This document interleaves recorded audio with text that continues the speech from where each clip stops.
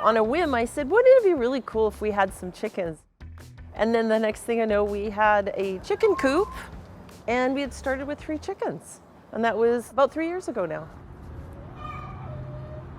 Hi, my name is Heather Goldhawk. I am the culinary arts teacher for the Career and Technology with Central Memorial High School.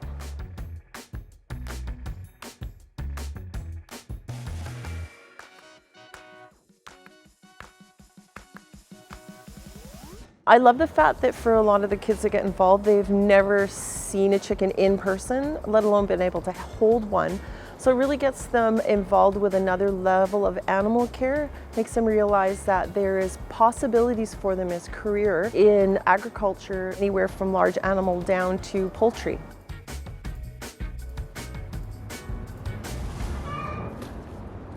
We always ask every semester for students that be interested in learning about urban animal care involving the chickens. So I always have anywhere from 3 to 6 kids that want to get involved. They come in and we spend time before school, after school, and sometimes at lunch, working with taking care of them, collecting eggs, making sure their coop is clean. We'll collect kitchen scraps for them so they get really, really well fed. They're very spoiled. And from there we talk about just the care, the first aid, and all the things involved with taking care of, well, any kind of animal, but specifically with the birds. Our hen house, they all fit in there, but they don't have quite as much room as they should have. So that prompted us having to redesign our chicken coop, taking into consideration the ergonomics so we can get in there to clean it.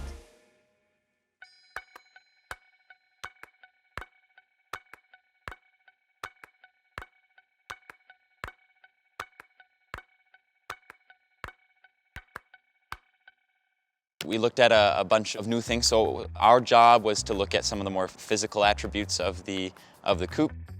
I'm Jeremy Day. Yeah, we've been working on it for about 3 months and we're doing the 3D model of it. And my name is Austin Bateman. I've been working on a computer program called Inventor.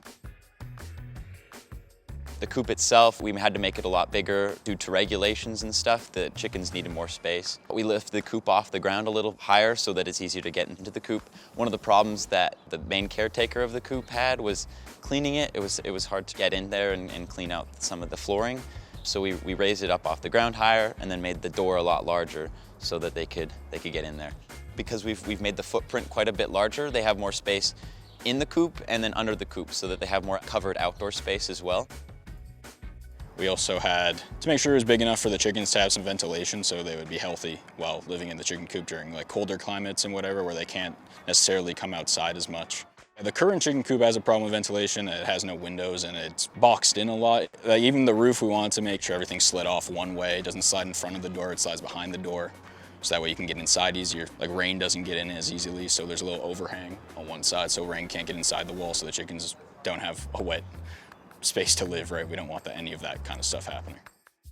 We added new nesting boxes. The nesting boxes of the old coop behind me were too small for the chicken coops. It didn't meet regulations, so we revamped the nesting boxes, made them bigger.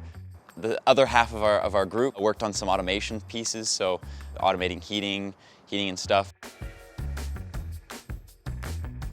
Well, it just seemed like an interesting project to redesign the coop. And since I'm going into engineering in the future, I'd like some experience and this gave me a lot of it. Well, my name's Ethan and I work on the electronics and heating side of the chicken coop. Right now in the old chicken coop, it needed a redesign on the heating. So they only have one heating lamp in there and they have to manually turn it on and off. So it really sucks when it's like -40 weather out here. They just want it automated so they don't have to come out here and they can just check it from their phone or just a program. Hi, I'm Alex Jones. I'm working with the chicken coop project. I'm doing the feeding system and planning on building the coop itself. I learned there's a whole lot more ways to automate stuff. I thought there would be really hard to automate the feeding system, like you would have to do programming stuff. But with mine, it's literally just gravity feed. So there's no programming, no electronics. It's simple stuff you can get. With the feeding thing, I'm planning to use an old 75-liter garbage can. You put 2 holes in the bottom, you put pipes into it, so that then they stick their heads in there and eat out of it to prevent food waste, because a lot of the other ones I saw online were troughs. So when a chicken eats, it'll throw the food out on the ground and now be wasting the food. Plus, there's no cover on top, so the trough can get wet and stuff and the food could go bad. With my plan, I was planning to do a garbage can closed, so it's an enclosed system keeping the food dry, so that then people don't have to come here and feed the chickens on like spring break or something like that. The whole idea of our last year is to choose a project that we want to do, and so we were talking to Mr. Green. He gave us the chicken coop.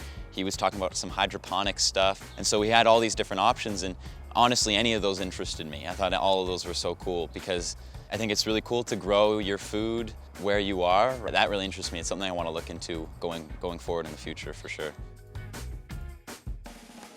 Being in the city and having city kids connect with a part of what really is that small connection to farming, I've got some kids now realizing that they can go into agriculture even though they were raised in the city. They don't have to be farm raised. So we now have students that are looking at possibly going to Olds College just from their time spending out here caring for the chickens, that it prompted something they never knew that they would love. It's very warming to know that we got kids that would have never gone into agriculture if it wasn't for the chickens getting them connected to it.